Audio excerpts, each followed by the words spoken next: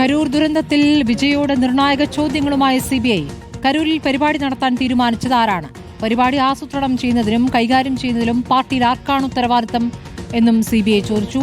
നോബിൾ മാരിക്കാരൻ വിവരങ്ങളുമായി. നോബിൾ, ഈ അപകടത്തിന്റെ ഉത്തരവാദിയെ തിരയുകയാണോ സിബിഐ? ഇപ്പോൾ ചോദ്യമുനയിലാണ് വിജയ് ഉള്ളത്. ആര് തീരുമാനിച്ചു കരൂരിൽ ഈ ഇത്രയ്ക്കും വലിയൊരു പരിപാടി നടത്താനുള്ള സൗകര്യങ്ങളില്ല എന്നുള്ളത് അന്ന് തന്നെ വന്ന വാർത്തയാണ്. അപ്പോൾ ആര് നിശ്ചയിച്ചു എന്ന ചോദ്യമാണ് ഇപ്പോൾ സിബിഐ ചോദിക്കുന്നത്. കരൂർ ദുരന്തവുമായി ബന്ധപ്പെട്ടുകൊണ്ട് സിബിഐ ആസ്ഥാനത്താണ് നടൻ വിജയ് ഇപ്പോൾ ഉള്ളത്. ടിവിക്ക് അധ്യക്ഷൻ കൂടിയാണ്. അദ്ദേഹം വലിയ ചോദ്യങ്ങൾക്ക് മുന്നിലാണ് ഇപ്പോൾ ഉള്ളത്. ചോദ്യമുന്നിലാണ് എന്നാണ് നമുക്ക് അറിയാൻ കഴിയുന്നത്. നിരവധി ചോദ്യങ്ങൾ ഈ സംഭവവുമായി ബന്ധപ്പെട്ട സിബിഐ എന്താണെങ്കിലും നിലവിൽ വിജയോട് ചോദിക്കുന്നുണ്ട് എന്ന് അറിയാൻ കഴിയുന്നു. അതിൽ ഏറ്റവും പ്രധാനപ്പെട്ടത് കരൂരിൽ പരിപാടി നടത്താൻ തീരുമാനിച്ചത് ആരാണ് എന്ന ചോദ്യമാണ്. അതിനെക്കുറിച്ച് വിജയ് എപ്പോഴാണ് അറിഞ്ഞത്? കരൂർ പരിപാടി ആസൂത്രണം ചെയ്തതിനും കൈകാര്യം ചെയ്തതിനും പാർട്ടിയിൽ ആർക്കായിരുന്നു ഉത്തരവാദിത്തം ഉണ്ടായിരുന്നത്? പരിപാടിക്ക് ലഭിച്ച അനുമതികൾ എന്തൊക്കെയായിരുന്നു?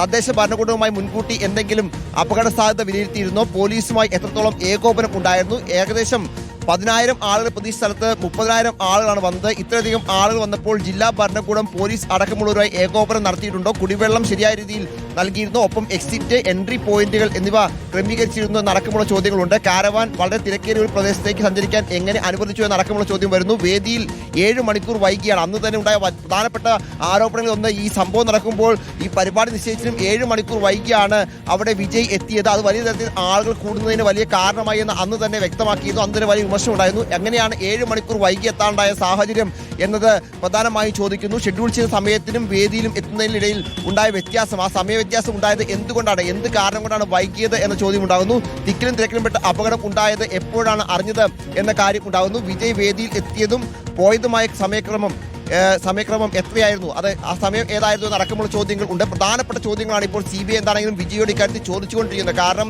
ഈ അപകടത്തിന് പ്രധാന കാരണമായത് വിജയ് വൈകി എത്തിയത് കൂടിയാണല്ലോ. അപ്പോൾ പെട്ടെന്നുണ്ടായ തിക്കും തിരക്കും നിശ്ചയിച്ചതിലും മണിക്കൂറുകൾ വൈകിയാണ് വിജയ് എത്തിയത് എന്നുള്ള സാഹചര്യം കൂടി അവിടെ നിൽക്കുകയാണ്.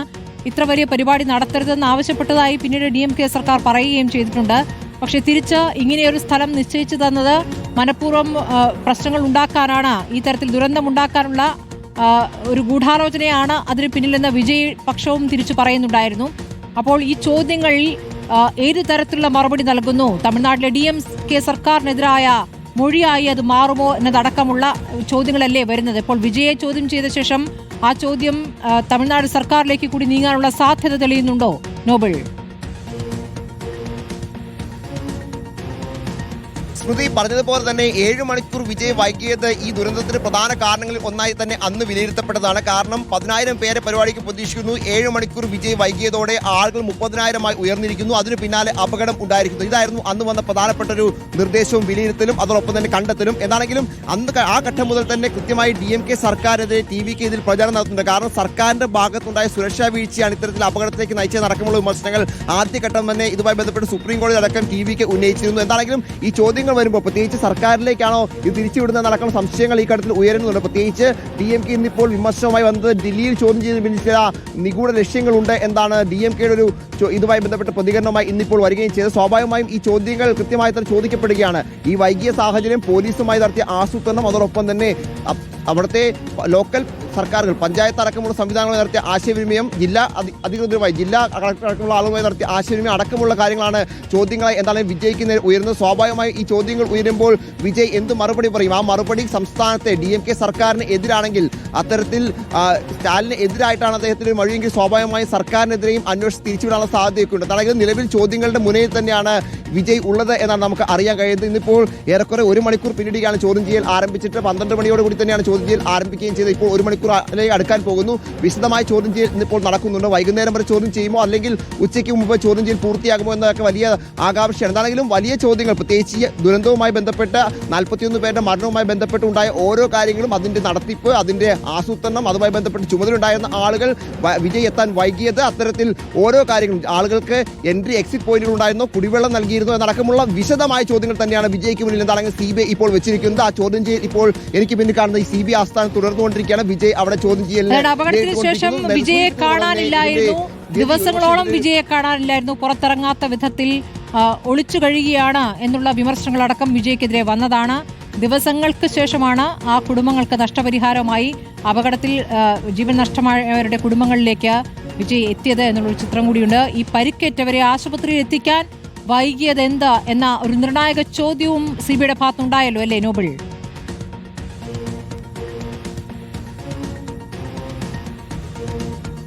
തീർച്ചയായും ചോദ്യങ്ങൾ എല്ലാം അത്തരത്തിൽ വൈകിയത് അവർ അടക്കമുള്ള കാര്യങ്ങളിലൊക്കെ ചോദ്യങ്ങൾ എന്താണെങ്കിലും ഇതിൽ വിജയിക്ക് മുന്നിൽ ഉണ്ട് എന്നാണ് നമുക്ക് അറിയാൻ കഴിയുന്നത്. ഓരോ കാര്യവും വിശദമായി തന്നെ ചോദിച്ചുകൊണ്ട് അത് രേഖപ്പെടുത്തിയാണ് CBI മുന്നോട്ട് പോകുന്നത് എന്ന് അറിയാൻ കഴിയുന്നത്. അതായത് വിശദമായ ചോദ്യം ചെയ്യലാണ് നടന്നുകൊണ്ടിരിക്കുന്നത് എന്ന് നമുക്ക് ഈ ചോദ്യങ്ങളുടെ പട്ടിക കാണുമ്പോൾ തന്നെ മനസ്സിലാവുന്നുണ്ട്. കാരണം ഓരോ പോയിന്റും കൃത്യമായി എടുത്ത് പ്രത്യേകിച്ച് ഓരോ സാഹചര്യം കൃത്യമായി വിശകലനം ചെയ്തുള്ള ചോദ്യങ്ങളാണ് ഇപ്പോൾ തയ്യാറാക്കിയിരിക്കുന്നത്. CBI ഇതിനുവേണ്ടി കഴിഞ്ഞ കുറേ ദിവസങ്ങളായി മെനക്കെട്ടു എന്ന് വേണം നമുക്ക് മനസ്സിലാക്കാൻ. കാരണം നേരത്തെ തന്നെ TVKയുടെ പല നേതാക്കളെ ഒപ്പം ഈ വിജയുടെ വാഹനം ഓടിച്ച് അന്ന് ബസ് ഓടിച്ചിരുന്ന ഡ്രൈവറെ അടക്കം ചോദ്യം ചെയ്താണ് അവരുമായി ചോദ്യം ചെയ്യൽ നടത്തിയിരുന്നു. അത്തരത്തിൽ ആ ചോദ്യം ചെയ്യലിൽ നിന്ന് കിട്ടിയ വിവരങ്ങളുടെ അടിസ്ഥാനത്തിലാണ് ഇപ്പോൾ ഇങ്ങനൊരു ചോദ്യാവലി വിജയ്ക്ക് മുന്നിൽ CBI വെച്ചിരിക്കുന്നത് എന്നാണ് നമുക്ക് അറിയാൻ കഴിയുന്നത്. ചോദ്യങ്ങളുടെ മുന്നിൽ തന്നെയാണ് TVK അധ്യക്ഷൻ ഉള്ളത്. എന്താണെങ്കിലും വിജയ് വൈകിയതടക്കമുള്ള കാര്യങ്ങൾ, ഈ പരിപാടിയുടെ ഏകോപനം, ഇതിന്റെ നടത്തിപ്പ്, ഇതുമായി ബന്ധപ്പെട്ട പദ്ധതികൾ അടക്കമുള്ള കാര്യങ്ങളൊക്കെ ഇട്ട ആളുകളെ കുറിച്ചൊക്കെ കൃത്യമായി തന്നെ ചോദ്യങ്ങൾ ചോദിക്കുന്നുണ്ട്. അത്തരത്തിൽ കൃത്യമായി അന്വേഷണം നടക്കുന്നുണ്ട് എന്ന് വ്യക്തമാക്കുന്നത് കൂടിയാണ് ഇപ്പോഴത്തെ ഈ ചോദ്യങ്ങൾ. എന്താണെങ്കിലും ചോദ്യമുനയിൽ TVK അധ്യക്ഷൻ CBI ആസ്ഥാനത്ത് ഇരിക്കുന്നു. എന്താണെങ്കിലും വിശദമായ ചോദ്യം ചെയ്യൽ നടന്നുകൊണ്ടിരിക്കുന്നു. DMK അടക്കമുള്ള സർക്കാരുകൾക്കെതിരെ